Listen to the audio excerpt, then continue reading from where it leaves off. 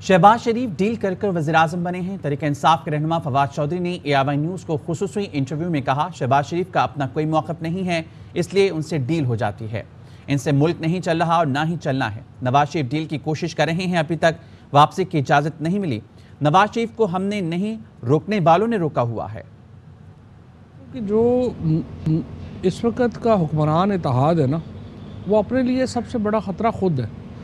उनको कोई हमें बहुत ज़्यादा एफ़र्ट नहीं करनी है उन्हें हटाने के लिए। एक्चुअली हमने मेरे ख़्याल में ओवर एफ़र्ट कर दी है। अगर हम आराम आराम से कर लें तो ये तो वैसे ही कर जाएंगे। हमें अगर आप सियासी नुक्ता नज़र से देखें, हमें क्या फ़र्क पड़ता है ये 2, 3, 4 महीने और हुकूमत कर जाएं। इनकी तो कमर टूट गई है। अल्टीमेटली पाकिस्तान के अंदर ये जो शहबाज शरीफ साहब ने भी परसों चौथ कहा है, ग्रैंड डायलॉग, और ये इकनॉमिक्स पे तो नहीं हो सकता।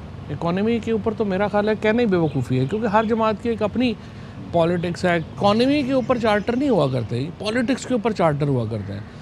मेरे ख़्याल में इस वक्त जो बड़े चार्टर की ज़रूरत है वो ये ज़रूरत है कि आखिर हमने पाकिस्तान को आगे जो इसका पॉलिटिकल फ्रेमवर्क क्या होना। पिछले दिनों जिस तरह से हमने देखा कि ये इन्होंने ISI का वो रोल बढ़ाया कि वो उनकी करेंगे अपॉइंटमेंट्स। जुडिशरी को और फ़ौज को एक अपने सेल्फ एनालिसिस की भी ज़रूरत है। क्या जुडिशरी और फ़ौज जो है वो इस मीडिया के जो एक इतना बड़ा इनकलाब आया है, मीडिया रिवोल्यूशन आया है, उसके होते हुए अपना पॉलिटिकल रोल जारी रख पाएंगे? पहले ये होता था कि जो इंफॉर्मेशन डोमेन थी उसके ऊपर इंटेलिजेंस एजेंसीज़ का होल्ड होता था। उनका काम होता था इंफॉर्मेशन गैदर करना। अब प्रॉब्लम ये आ गई, और पूरी दुनिया में, पाकिस्तान में नहीं, पूरी दुनिया में ये हो गया है कि मीडिया इतना ज़्यादा आ गया है कि इंफॉर्मेशन कई दफ़ा आम लोगों के पास एजेंसियों से भी ज़्यादा होती है। दूसरा, फिर सियासतदानों को आपस में एक गुफ्तगू की ज़रूरत है, और वो गुफ्तगू ये है कि आखिर देखें पाकिस्तान जो है ये जिस तरीके से चल रहा है, मुझे बताएं इसमें क्या डिलीवरी है? डिलीवरी नहीं है। पाकिस्तान को 19 सूबों की ज़रूरत है। आप डिवीजन्स को सूबे बनाएं, सूबे जो हैं उनकी डायरेक्ट इलेक्शन होना चाहिए, और फिर सेकंड फेज़ में आप प्रेसिडेंशियल फॉर्म अगर करना चाहते हैं तो आप कर दें। ये जो मौजूदा सिस्टम है इसमें ज़ीरो डिलीवरी है। जो ये सारे वज़ीर बने हुए हैं, देखें मैं वज़ीर रह चुका हूँ, अभी भी रहा हूँ, पहले भी रहा हूँ, इसमें डिलीवरी नहीं है। बलूचिस्तान को आप देख लें, मुझे आप बताएं कि चागी जो है वो कोयटा से कैसे गवर्न हो सकता? गवादर जो है उसका फासला कराची से कम है, कोयटा से ज़्यादा है। और ये इसी तरह से जो पंजाब है, इसी तरह से सिंध है, इनको आप सूबे लेट से नहीं कहना चाहते, आप सूबे ना कह दें, एडमिनिस्ट्रेटिव यूनिट्स कह दें, सूबे रख लें, उनके नीचे डिवीजन्स को एडमिनिस्ट्रेटिव। लेकिन आपको प्रोविंशियल असम्बलीज़ ख़त्म करनी पड़ेंगी। आप प्रोविंशियल असम्बलीज़ ख़त्म कर दें, डिवीजन्स के ऊपर डायरेक्ट जो है वो इलेक्शन कराएं, और वहाँ पे आपके डिवीज़नल गवर्नर्स आ जाएं, और वो गवर्नर्स जो हैं वो उनको आप सारा NFC अवार्ड जो है वो उनको दें। आप सेकंड फेज़ में आप उसको प्रेसिडेंशियल फॉर्म कर दें। देखिए पहले साल से इमरान खान ने कोशिश की कि सूबे लोकल गवर्नमेंट इलेक्शन करा दें। हमने और मैं और इमरान खान के साथ इस मुहिम में सवाए मेरे और बाद में हमारे असद उमर साहब भी, सूबों ने नहीं होने दिया।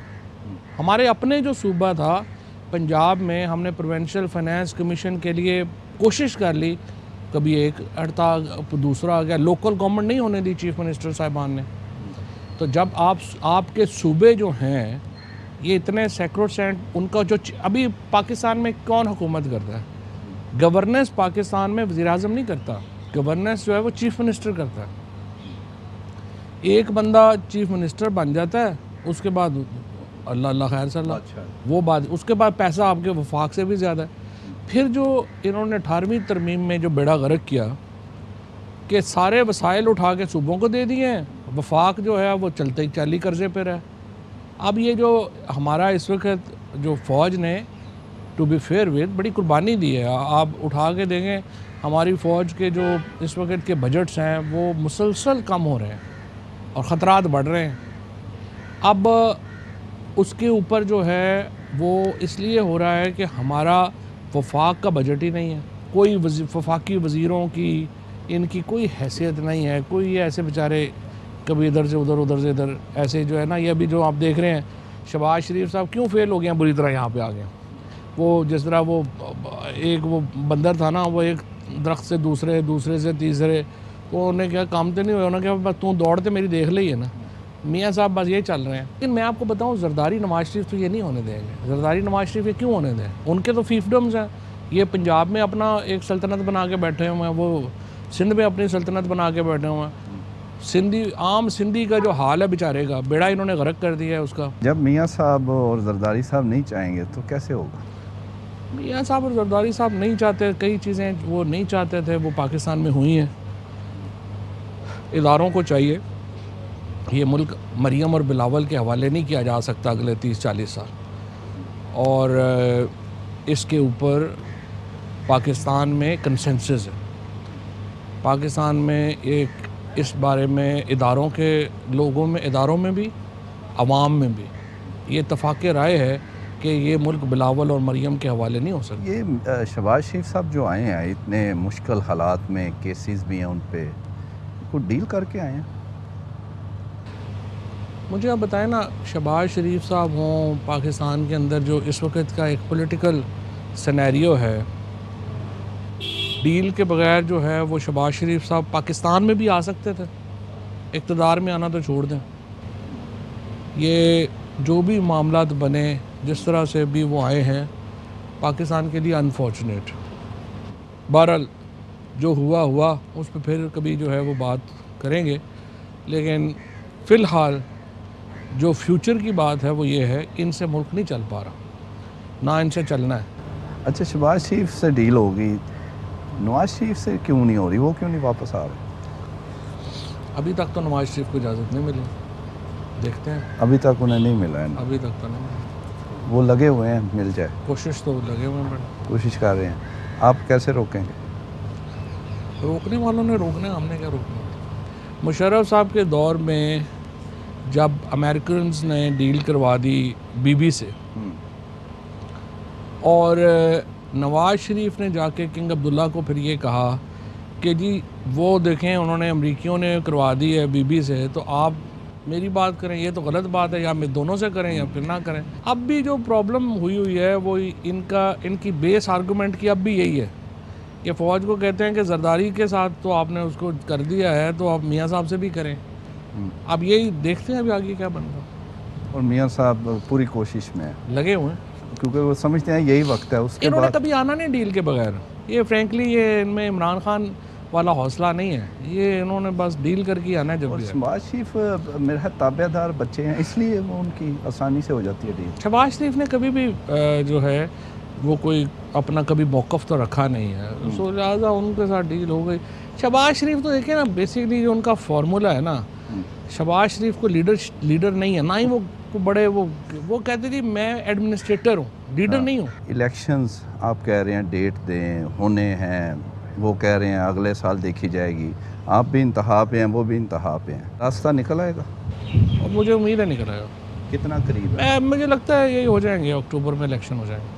और ये जो खान साहब डिले कर रहे हैं, ये वही मेरा ख्याल है। ज़ाहिर है जब खान साहब डिले कर रहे हैं तो हिकमत अमली के तहत ही कर रहे हैं ना।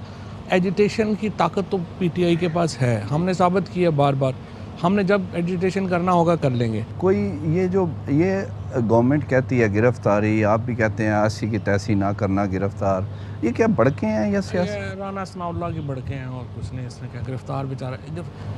मैं आपको बताऊं, कोई इसके लिए ना दिमागी तवाज़ुन ही ख़राब होना चाहिए इमरान खान को इस वक्त गिरफ़्तार करने के लिए। और जिसका ये दिमागी तवाज़ुन जो उसका दिमागी तवाज़ुन ख़राब है, उसको फिर इसके बाद पागल खाने ही जाना पड़ेगा। अच्छा, तो राना साहब का दिमागी तवाज़ुन नहीं है? वो राना साहब जो है वो बड़के मार रहे हैं, अक्लमंद आदमी है, वैसे वो इतना बोले नहीं है। जो खान साहब अब बहुत ज़्यादा हर तकरीर में कहते हैं न्यूट्रल्स, आप सुन लें इस पर। मैं अब बात यह है कि तलखियाँ तो जो हैं वो हो गई हैं, और थोड़ा सा मैं ये समझता हूँ कि थोड़ा रोल जो है वो और